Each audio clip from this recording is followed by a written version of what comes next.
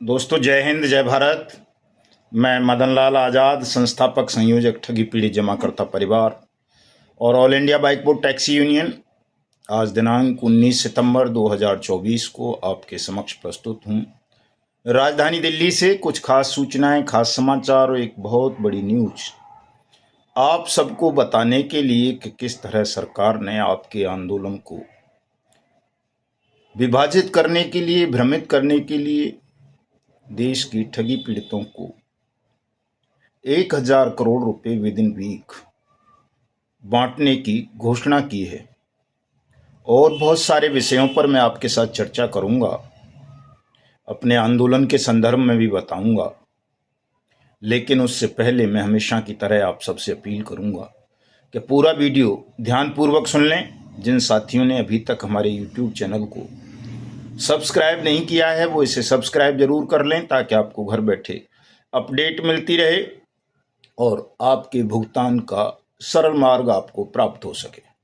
Like और comment भी ज़रूर कर दें और इसको ज़्यादा से ज़्यादा शेयर अवश्य कर दें, ताकि एक जनमत पैदा हो और उस जनमत के समक्ष सरकार को घुटने टेकने पड़े, आप सबका भुगतान करना पड़े अनियमित जमा योजनाएं पाबंदी अधिनियम 2019 के अंतर्गत, वो भी आपकी जमा राशि का 2 से 3 गुना और नियत समयावधि 180 दिन के अंदर।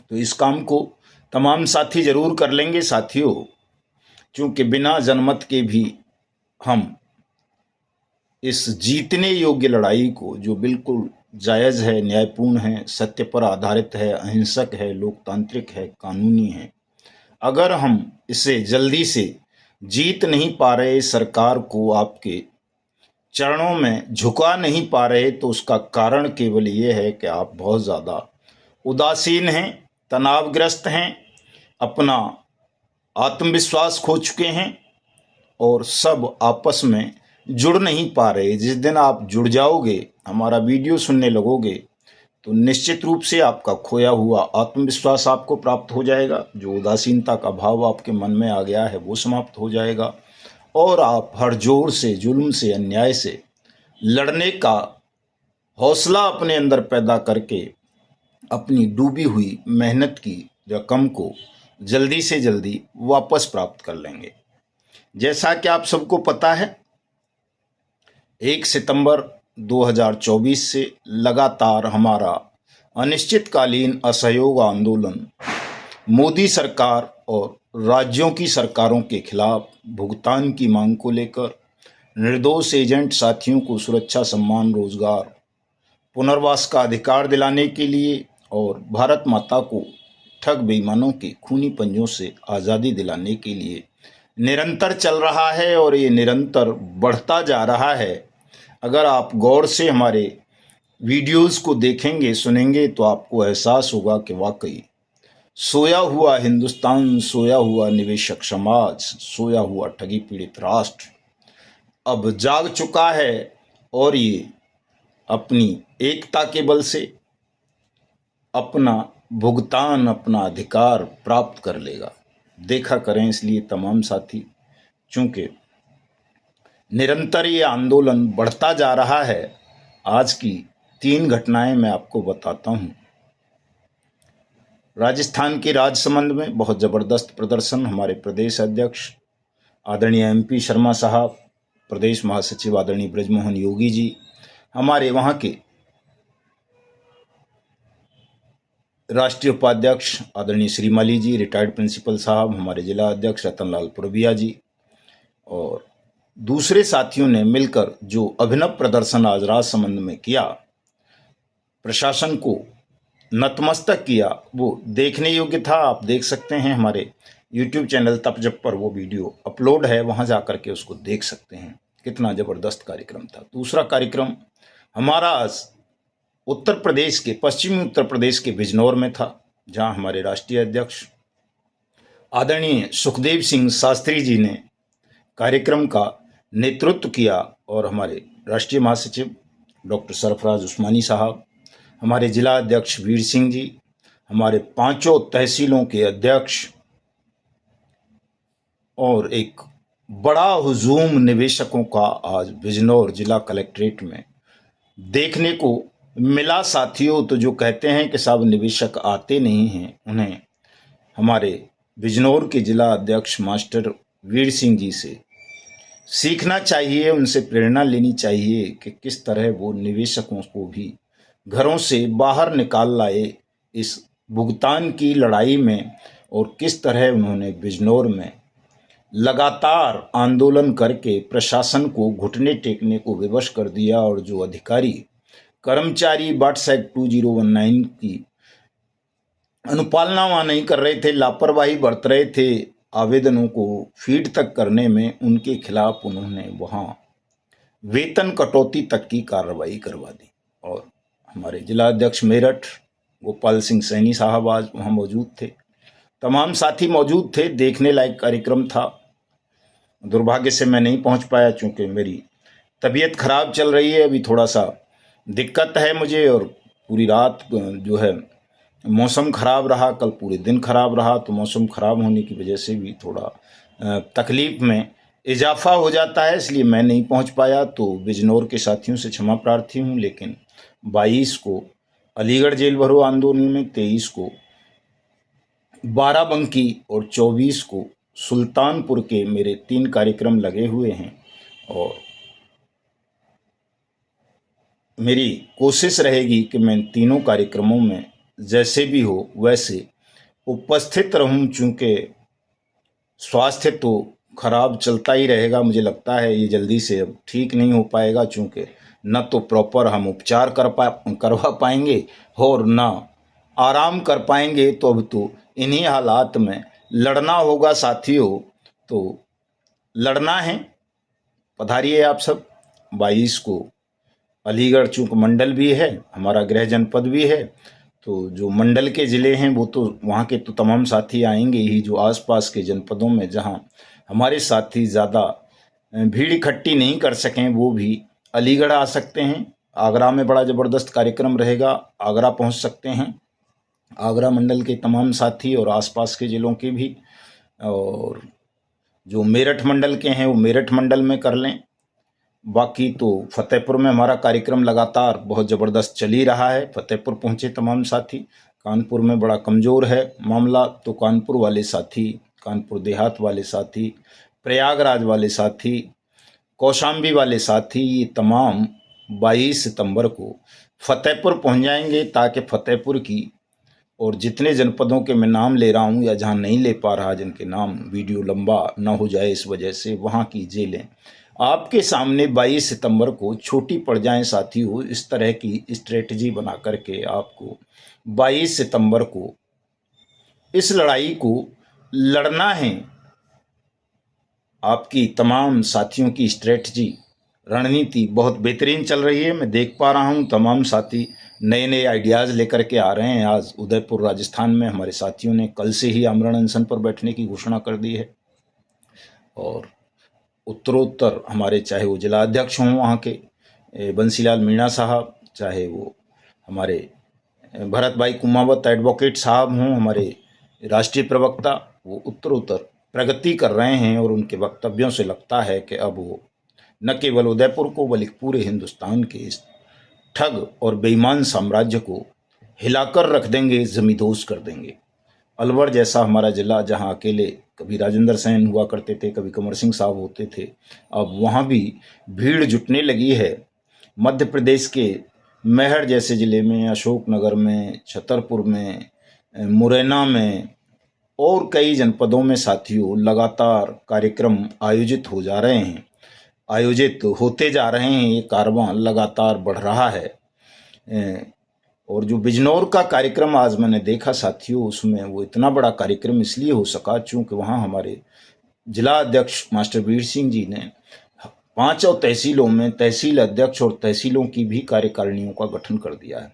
इसलिए मैं तमाम साथियों से, देश में जितने भी हमारे साथी हैं, चाहे वो हरियाणा के हों, हिमाचल के हों, पंजाब के हों, दिल्ली के हों, यूपी के हों, उत्तराखंड के हों, बिहार के हों, झारखंड के हों, मध्य प्रदेश के हों, छत्तीसगढ़ के हों, कर्नाटक के हों, महाराष्ट्र के, गुजरात के, असम के, तेलंगाना के या आंध्र प्रदेश, तमिलनाडु, वेस्ट बंगाल वगैरह के तमाम साथी अपनी अपनी तहसीलों में भी संगठन की कार्यकारिणी बनाएं।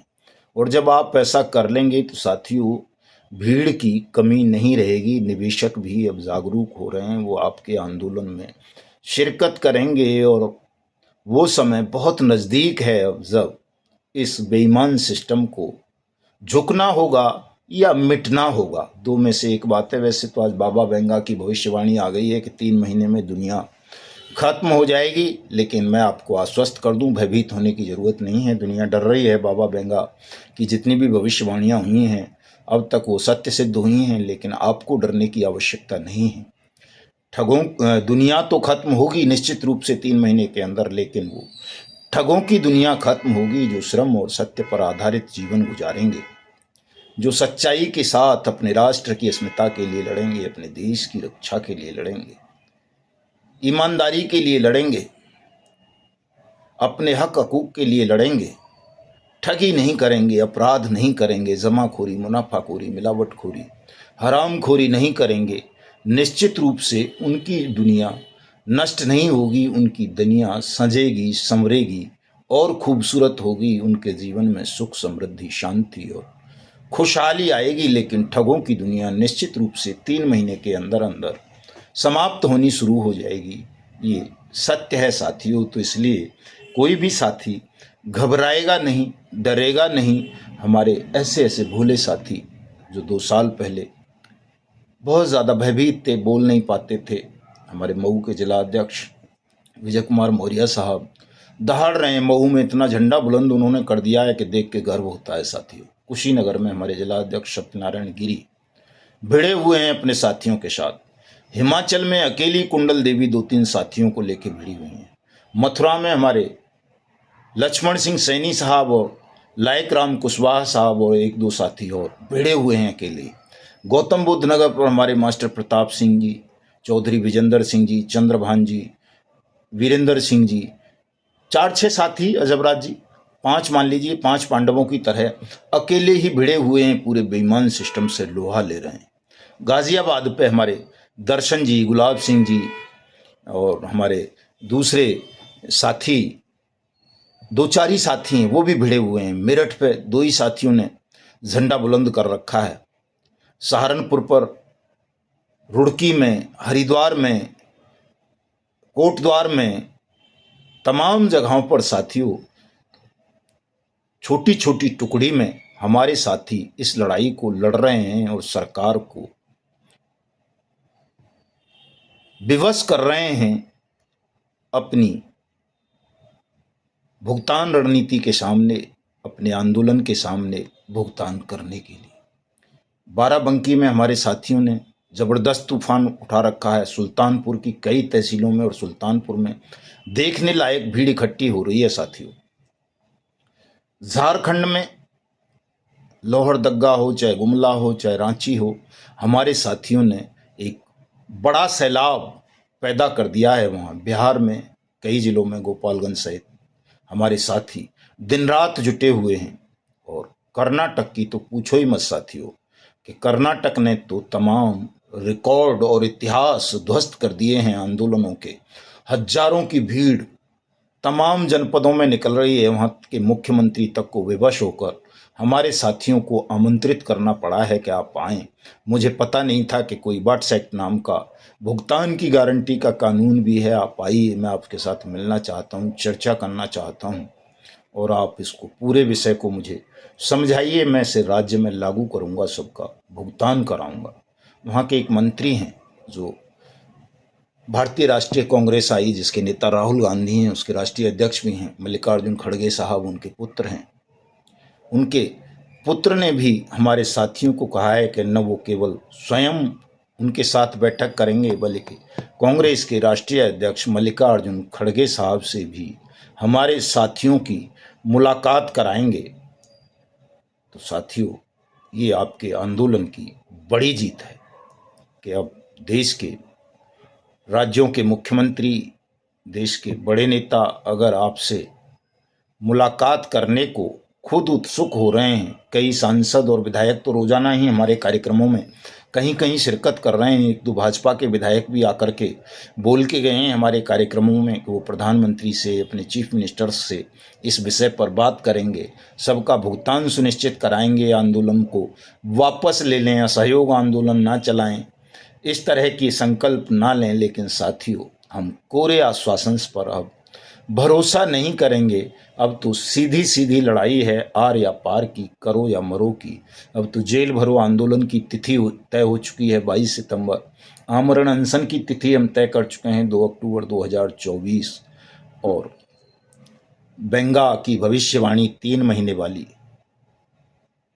तो 3 महीने में हमें ठग साम्राज्य और बेईमान सिस्टम का साथियों अंत सुनिश्चित कर देना है।